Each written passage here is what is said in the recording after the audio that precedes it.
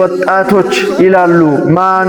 አሸይኽ ሳሊሕ አልፈውዛን አላህ እድሜያቸውን ያርዝምና አሁን አለን የምንላቸው ዓሊማችን ጀግናችን ወጣቶች እንዳትበከሉ፣ ወጣቶች እንዳትሸወዱ፣ ወጣቶች ከዚህ ሐራሞች ይጣራሉ። ወስዋሶች አሉ፣ ጅኖች አሉ፣ ሙሐረማቶች ከተለያዩ ቦታ ጥሩ ነገር መስሎ ሰው ላይ ይመጣሉ።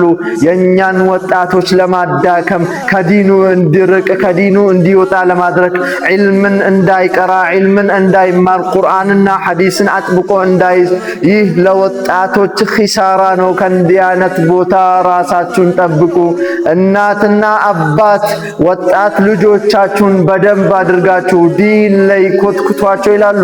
እኛ ወጣቶች አሁን ምን ላይ ነው ያለነው? ለዲናችን የምንጠቅም መሆን ሰው አለብን።